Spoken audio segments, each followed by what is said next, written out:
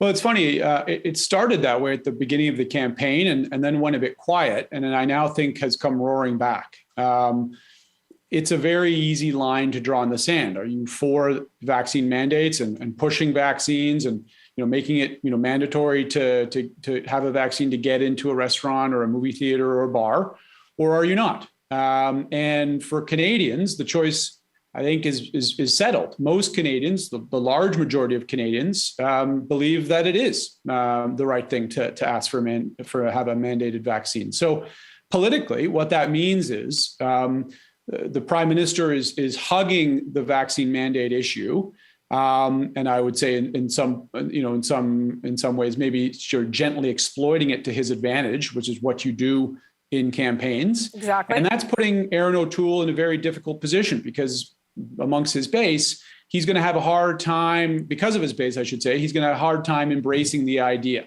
That makes it very challenging for him to come out with a clear message. And we're seeing him being challenged on this. We're seeing him being challenged on guns. We're seeing him be challenged on a number of issues where he's kind of trying to have it both ways. Right. He had it a little bit during the leadership campaign when he became Conservative leader, and now he's running with a bit of a broader, bigger, bluer tent.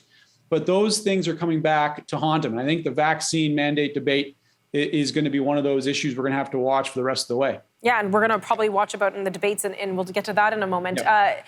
David, is this going to come back and haunt Aaron O'Toole? I think it will. I think it will, because regardless of whether the mandate is a good idea or a bad idea, the polling shows that Canadians support it. That's fairly intuitive when you consider the percentage of Canadians who are vaccinated. Yes, but not everybody vaccinated supports a vaccine mandate. I've seen a lot of research suggesting that a lot of people are pro-vax, but not necessarily pro-mandate. Certainly not. There are some exceptions, but the trend lines correlate pretty well. And so you have an easy opportunity to create a wedge issue here and say, this is what I support. This is what the people support. Are you on the side of the people? And Elliot does raise some good party-based issues in terms of where someone who's maybe vaccine hesitant lies on the political spectrum. Although I think it's a little more varied based on some of the research that I've seen and what I've seen anecdotally in my own life and some of the polling. But generally speaking, I think that holds true. And so it is a question for Aaron O'Toole. Is he willing to plant his flag on some sort of middle ground now? He's certainly not going to go the direction of Maxime Bernier. Or is he going to just follow Justin Trudeau? And then the question is there an electoral advantage to getting there late? I'd argue there probably isn't. If I could just jump in,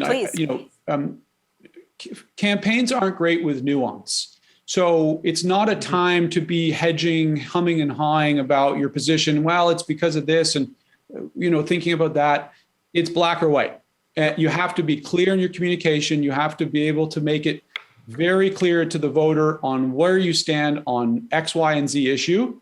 And that's that. And there has been too many of those issues where the Conservative leader is humming and hawing, is on this way, and then he's moving in this way, and he's changing his policy. And he's got something in his, on the campaign booklet, and it's too much. It's too complicated for voters. You need to be very clear on where you stand, and I think that's one of the big things that is dogging the Conservative campaign and will dog them for the rest of the campaign until Election Day. And this is really the O'Toole paradox, because Aaron O'Toole, when he first entered politics, was very much a red Tory, however you define that. Right. He ran as kind of a true blue, much more conservative Tory, and is now more towards who he was in the early stages of his political career. And when you don't have the ability to explain nuance to voters because you have to get your point across in 30 seconds to get a headline, it becomes very difficult to explain that. And now he's stuck trying to